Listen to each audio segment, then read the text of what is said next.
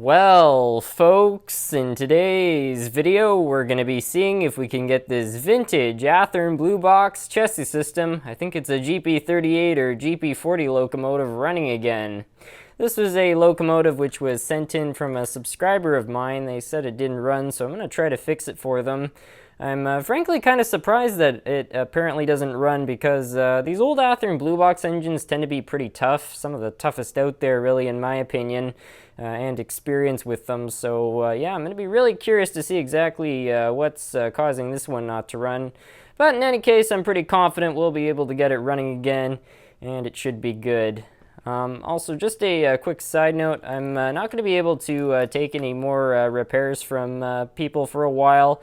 There's just been quite a few sent in all at once right now, and I'm kind of falling behind. I've just been really busy lately, and I find there's just a few too many coming in. So yeah, I don't want people to be waiting, you know, a year to get things that I'm working on fixed up. And then there's also been some problems with shipping, and also some people have not sent me any emails, which is just something I don't like, because obviously there's just certain things that I talk about when people send things for me to repair, because obviously I'm not like a certified person or anything like that. This is just a hobby for me, so I can't make any promises on quality. But yeah, with that out of the way, I guess we'll try to get this one running again. So to start off here, we're just going to set the engine up on the track and see what it does. You can identify quite a bit just by setting an engine up on the track like this. So we're going to give it a little bit of power, and we've got current draw, and it looks like we've got a light, but the engine's not going. And I can hear the motors humming a bit, so we know that the engine is getting power, but it's not going. So that right there means that something is seized. So I don't know exactly what that would be, but it's likely a problem with one or both of the gearboxes. So yeah, anyway, we'll take this thing apart and we'll try to figure out whatever that is. Alright, so we're now going to try to open this thing up. The shell already feels sort of loose, so yeah, looks like I'm not the first person to have been in here actually. Now, I suspected it was a something being seized here, and I can already tell from trying to turn this, it just freed up a little bit, but there's something binding up in one of these gearboxes. I don't know, it could be either one, but yeah, there's something quite wrong there. So we'll take this thing apart and see if we can figure out what exactly that is. Let's remove that. The motor, I'm hoping that's not heat damage right there. Yeah, this could be any number of things. Anyway, with these Athearn blue box engines, you just get yourself a flatheads like this, and you kind of run it up here. You want to get it right under there, if you can see what I'm doing here. You just sort of wiggle it, and it will just snap off like that. And that's actually how you take the truck off. Then you just remove the worm gear, and you pull that around there, and there you go, there's one truck. And then you just repeat the process on the other side, with the advantage of not even having a headlight to work around. And there we go. So you can feel, so the motor is turning. So that likely means the motor is not the problem. It does feel a little bit stiff. There could be, it could be a lubrication problem, but I'm more suspicious it has something to do with one of these trucks. Yeah, that could be a problem. Yeah, that should be turning freely right there. This one's the problem, and I think this one is its partner in crime. So a problem with a gearbox can be a whole variety of things. It could be dried lubricant, it could be hair which has gotten in the gearbox over the years. Could be carpet fibers. Sometimes people run these things on carpets, and that's really bad because the gearbox will just chew up all the little loose threads, and they'll get tangled up, and it will mess around with the gearbox. It could also be something being improperly adjusted, but unless this thing was dropped really badly, I kind of don't think that that's the problem. So yeah, we'll just take this thing apart here. Once you remove the wheels, and this clip up here. It will just break off into two separate pieces, and we can check to see how everything's doing in here. And those are all turning okay. Sometimes, yeah, the bearings are having a bit of a problem. Sometimes these things just get a little too tight and they won't turn right. These ones almost seem to be fused. Oh my goodness. What is going on here? I think we've got dry lubricant in the bearings. Oh, they're not even turning. Wow. Oh goodness, is this one? Okay, so that bearing's okay. So we got one bad bearing there. We're gonna check these wheels as well. It's probably a problem on a couple of the others. That set's fine. There could be one on this set too, but I don't know why that bearing is so seized. That's really weird. You know, if you look carefully, you can actually see a bit of corrosion.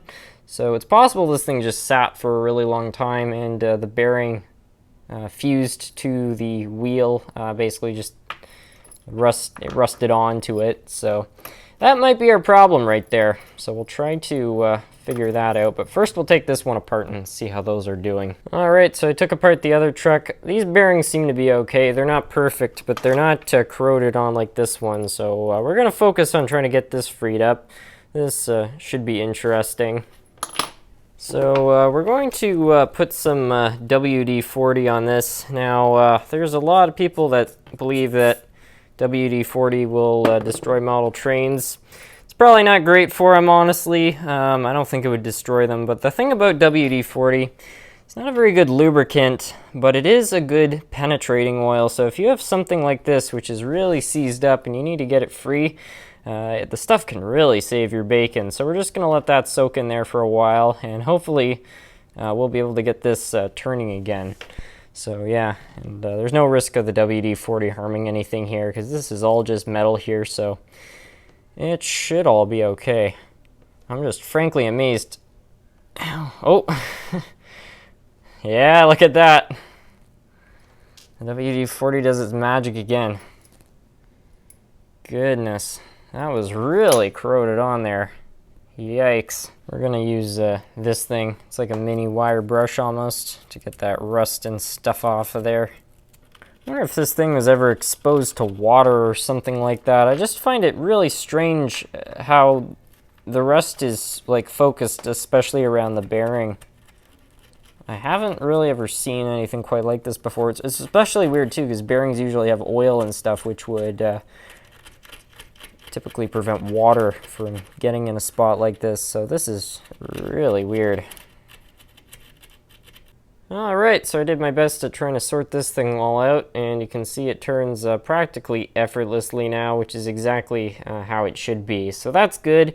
Now I'm just gonna make sure all the other bearings are turning nice and smooth like this. They were all turning, but they might be better if I oil them. So we'll do that. I'll just drip a tiny bit of oil in there. Tiny bit. You notice also I'm putting it on the outside of the bearing and not the inside, just to try to keep it away from the plastic. And you can see these are turning just fine for themselves, so that's good. And we'll just do the same on all the others. So now we've got the wheels sorted out. I think we're going to start reassembling each of these. We'll begin by lubricating each of the little pivots here. And then we'll just put one of those there. And a couple big ones on the outside. And that's turning fine. And we'll just do the same on the other one here. These gears appear to be pretty clean. Obviously, if you open this up and they were super dirty and greasy, you'd want to clean them, but they seem all right, so that's good. And now all we do, if you want to be fancy, you can put a bit of oil on this side, just so that when they meet up, they'll be all right there. And you can just kind of clamp those together. And one thing that's good, you can take the small clip and you can install it right away. It's just kind of good. It will just help hold this all together while you put the wheels in, because putting these in can be a tiny bit tricky. You just need to get the bearings straightened out and then just kind of push them down like so. And do that on both sides.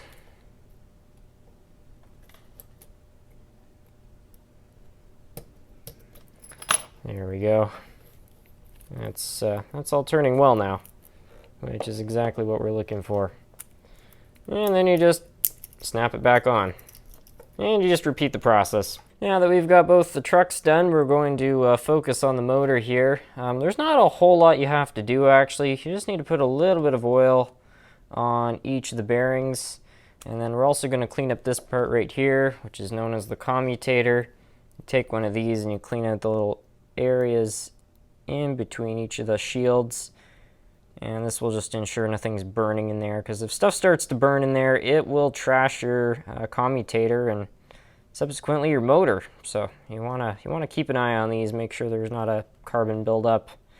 And then once that's done, you can get yourself a fiberglass pencil off of eBay, and you just rub that on the commutator, and it will polish up. It will remove all of the muck. You'll be left with a nice shiny commutator by the end. Not too bad, eh? Anyway, the locomotive is now ready for final reassembly, so we'll start doing that. Anyway, we'll just kind of feed that down through there. Do the same on this side. If we can get it over the little tab there. There's just a little hole it needs to fit into. There we go, just like so. Yeah, we'll put a bit of oil down there, because these are in charge of picking up electricity, which we're using conductive lubricant, so that's no problem. And we'll also lubricate these as they turn, which is not a bad thing either. Now, for actually getting the whole piece back together, this came off the motor. We're going to put that back on there, which it just should kind of snap on like so. And then you just need to find the little straight bit that this slides into like so. Drop that there. There you go, you got that seated. And put oil on each of the bearings. Put some oil right here. A little bit of grease. You can pre-mix these if you want to be fancy, but they'll also mix just from turning, so it works either way. It's better to pre-mix them, but yeah, for this it should be okay. And just like that, you've got one. And then you just repeat the process. It's a little trickier on this side with the light, but same thing.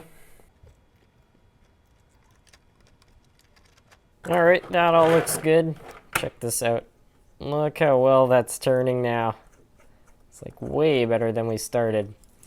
So, I think all we have to do now is get that on there, and we're ready to go test this thing. All right, let's get this thing all set up on the track, see what she does. Anyway, let's give this thing some power.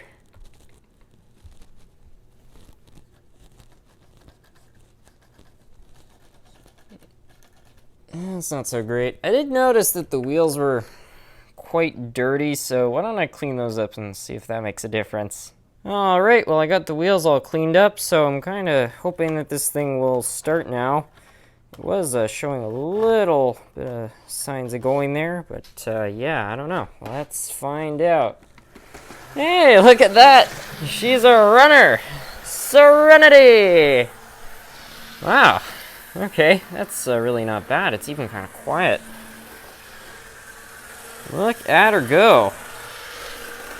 And, oh, that's actually fairly efficient for an old blue box. I mean, when you keep in mind the last of these, I think, were made in the 90s, so they'd be over at least 20 years. And, yeah, that's, this one in particular is running quite well. It's doing a pretty decent high speed there. Let's try bringing it down here, see how low it can go. It's running all right. The light seems to have gone out, but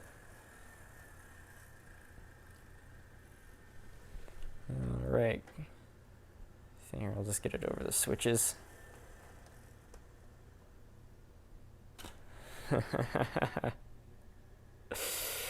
That's not bad right there. I think it might have. Wow. Okay, well, I'm pretty impressed with that. I think that was a pretty good success. So, yeah, that's going to be it for today's video. I hope you all enjoyed. I enjoyed working on this one. The old Athearn blue boxes are pretty fun to work on, actually, especially I've kind of learned how to take them apart a little bit better than some other brands, too. So, yeah, these are kind of a dream to work on once you learn them. Anyway, with that, I want to thank you all so much for watching.